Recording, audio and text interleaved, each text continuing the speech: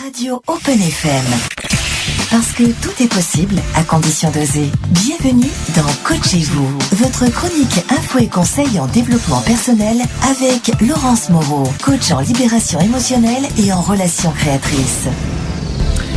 Eh oui, fidèle au poste chaque lundi. Salut Laurence. Bonjour tout le monde, Et comment bonjour. allez-vous?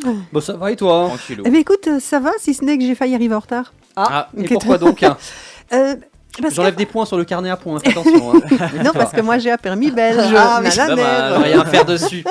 Bon, alors dis-nous tout pourquoi. Eh bien en fait, parce que tu vois, à force de reporter et de reporter et de reporter des choses, eh bien parfois les choses elles te rattrapent.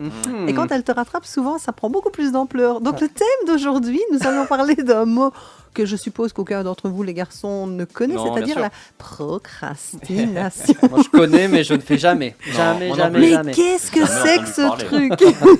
C'est très à la mode, on en entend de plus en plus parler. Oui. Ça veut tout à dire quoi? Ça veut fait. dire qu'on l'assume de plus en plus ou... Bah, on l'assume peut-être de plus en plus, ou en tout cas, on en est de plus en plus conscient. Conscient, ouais. Et on fait surtout de plus en plus ce qu'il faut pour que ça ne nous handicape pas trop au quotidien. Et donc, en fait, je vous dis, j'ai failli arriver en retard ce matin. Pourquoi donc?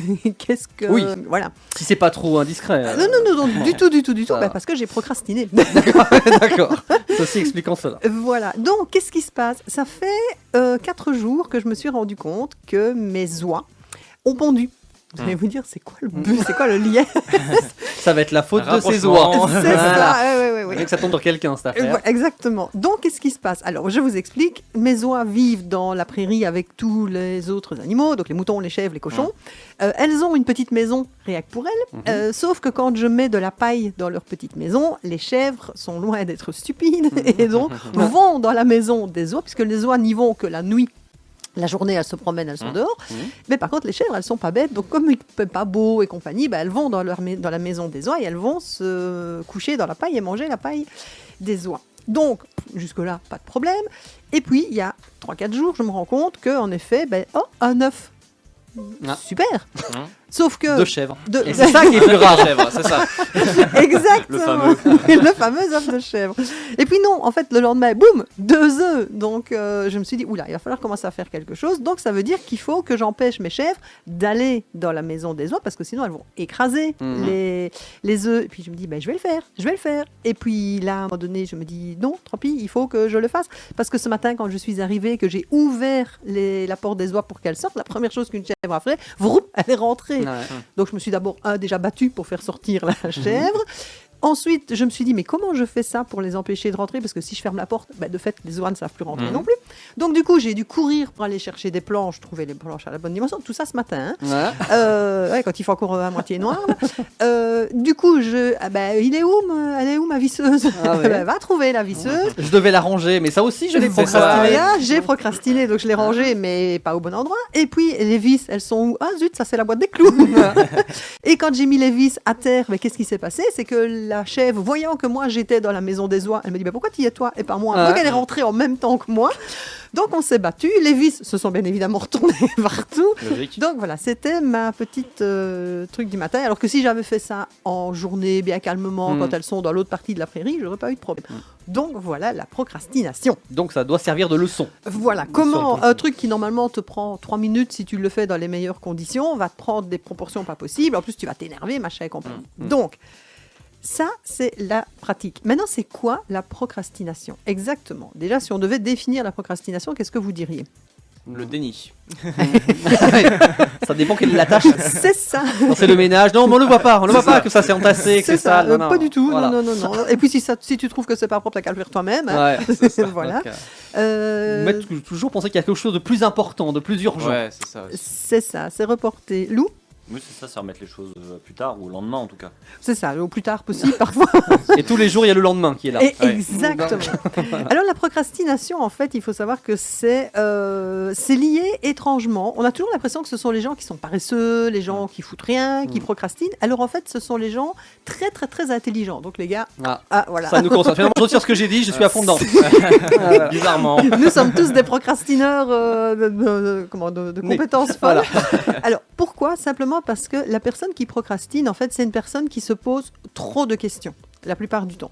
L'image, c'est un peu comme si vous deviez démarrer en voiture, puis vous êtes en voiture, et puis vous vous dites, oui, mais alors attends, parce que pour démarrer, je dois faire quoi? Je dois d'abord mettre la clé, et puis je dois mettre la Qu'on première. nous a dit à l'auto-école. Voilà, tout ce qu'on nous Les a mis à rétros, l'auto-école. Le fauteuil. Et puis, oui, mais si je fais comme ça, est-ce que tout compte fait, c'est bien que je parte maintenant? Est-ce que je peux pas peut-être partir dans 5 minutes? Et en fait, on va commencer à penser à plein de choses qui n'ont absolument rien à voir avec le but ultime de ce qu'on fait, mais qui nous font en fait nous éparpiller. Et on attend, et on reporte simplement parce que on imagine en effet qu'il y a d'autres choses plus importantes à faire que ça. Pour les personnes qui vraiment procrastinent de manière, je vais dire, maladive... Professionnelle. Professionnelle. Tout à fait, toujours. Ne nous sentons absolument pas du tout visés. C'est vraiment ce côté aussi parfois, parce que les tâches pour lesquelles on procrastine, on n'aime pas. Et on se dit, on va attendre. Et au final, on se retrouve face au mur. C'est un peu le principe du je mets un espèce d'échéancier, et puis j'attends encore un peu, et puis au final, on se retrouve le jour avant à se dire au secours. On ne sait pas ce qu'on attend d'ailleurs, quelqu'un le fasse à notre place, ou que ça disparaisse, que la tâche s'évanouisse. Exactement. Alors, il faut savoir que par contre, certains d'entre nous sont excellents quand on est sous pression, et d'autres pas du tout. Donc la procrastination, elle peut venir aussi du fait que je me sens déjà sous pression, rien que d'y penser. Bon, moi je prends un exemple, je déteste la comptabilité, j'en ai déjà parlé plusieurs fois. Quand on est chef d'entreprise, c'est un petit peu embêtant. Oui, quand on est chef d'entreprise, c'est un peu embêtant. Et donc à chaque fois quand je dois m'y mettre, je dois vraiment prendre le temps de me dire, bon allez, de toute façon, une fois que c'est fait, on n'en parle plus. Là, ça fait 3 jours que je dois faire ma compta. Étrangement, je n'arrive pas à avoir tous les documents. Ça veut dire qu'à ce moment-là, qu'est-ce qui se passe? Je reporte, et on n'arrive pas en fait à faire ce qu'on a envie. Tout ça parce que c'est quelque chose que je n'aime vraiment pas du tout. Et puis à contrario, il y a des trucs qu'on adore et que malgré tout, on n'arrive pas à s'y mettre parce qu'il y a toujours bien quelque chose. Et je ne sais pas si vous avez remarqué, quand on a l'habitude de procrastiner, le monde extérieur en plus s'en mêle. Non mais c'est ça, nous pousse à la faute. Il y a plein de choses. Aujourd'hui, vous vous dites, je me renferme dans mon bureau et je ne fais que ça. Et bizarrement, le téléphone ne va pas arrêter de sonner. On va pas arrêter de vous appeler. Vous allez avoir le colis Amazon qui va débarquer. Il y a plein de trucs sur Instagram super sympas à regarder. Trop intéressant. Indispensable. Exactement. Ah oui, alors là, parce que j'avoue que... Alors, moi, j'avais vu une fois, honnêtement, je vous invite à regarder, vous allez sur YouTube et vous tapez TEDx, donc T-E-D et puis X, c'est les conférences, et vous tapez TEDx procrastination. Honnêtement, c'est une conférence, elle fait 14 minutes, elle est exceptionnelle. Le gars, je vais même pas la spoiler tellement elle est belle. Allez la regarder, alors c'est en anglais mais c'est sous-titré français. Ça explique divinement ce que c'est la procrastination. Et surtout, comment on a plusieurs parties en nous qui s'entrechoquent quand on procrastine.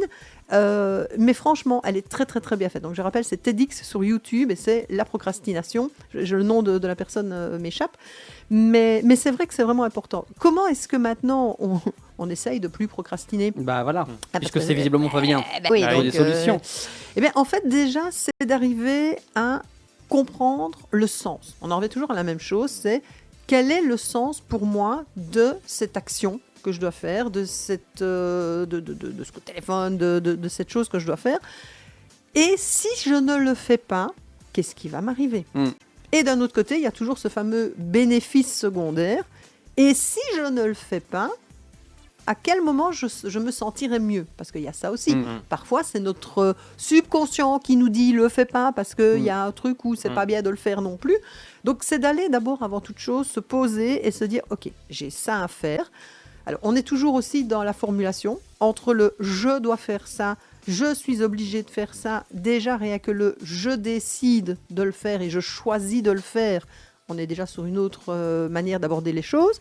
Et surtout, c'est comment je vais découper le travail en fait en petits morceaux. Parce que c'est le principe, si vous êtes face à une grosse montagne, vous avez beau essayer de regarder le sommet, vous êtes au pied, vous ne voyez pas le sommet, donc du coup vous vous dites je vais pas monter. Ça donne le vertige. Voilà, ça donne le vertige. Voilà. Et donc c'est comment, à un moment donné, je vais détailler ma montagne en me disant tiens, voilà, si je dis que je fais le premier palier aujourd'hui, le deuxième palier demain, et je vais nommer mes paliers. Parce que le fait de dire je vais, de l'avoir dans la tête, oui, mais ça c'est comme quand tu as ta liste de courses dans la tête. C'est un peu la to-do list, mais c'est ça. Étape par étape. et de l'écrire. Vraiment votre to-do list, mais écrivez-la. C'est ce que je dis. Si vous allez faire les courses en vous disant il me faut ça, vous allez revenir et vous allez avoir plein de choses dans votre coffre de voiture, sauf les choses pour lesquelles vous alliez faire les courses au départ. Donc c'est vraiment important. La procrastination, vraiment, ça se travaille. Alors ça se travaille super bien en coaching et en accompagnement. Parce que souvent, c'est lié à un mode de fonctionnement où, comme je le dis, on réfléchit trop, on pense trop, et puis on se donne toutes les bonnes excuses pour ne pas faire ce qu'on a. Mais il n'y a pas de la bonne procrastination, donc vraiment il faut travailler dessus, quoi. Voilà, la bonne procrastination, c'est quand c'est que vraiment à l'intérieur de toi, tu sais que c'est un truc que tu ne dois pas faire ou qui ne te servira pas. Et auquel cas, à ce moment-là, voilà, c'est peut-être bien de se poser la question du sens de à quoi ça sert que je fasse ça. Bon, un sujet sur lequel nous allons travailler dès aujourd'hui. Nous n'attendrons pas demain. Ça va être On pratique, a bien hein, compris, c'est noté. Avant ton retour de la semaine prochaine, Lou ne sera pas là. Pas pour de la procrastination, mais voilà, des formations. Voilà, il sera de retour avec toi donc dans 15 jours. Mais toi, tu reviens la semaine prochaine. Tu nous parleras de quoi ? Alors, je parlerai. On va rester un peu justement sur la suite de la procrastination. On parlera de focus et de détermination. On va rester fixé sur un de nos objectifs. C'est ça. Notamment la semaine prochaine, même endroit, même heure. Donc d'ici là, on te souhaite une bonne semaine. Et avec grand plaisir. Au revoir. Au revoir. C'était Coachez-vous, votre rendez-vous info et conseils en développement personnel pour obtenir les clés d'une vie plus épanouie. À retrouver en podcast sur nos sites et réseaux sociaux en partenariat avec le site crppcoaching.com.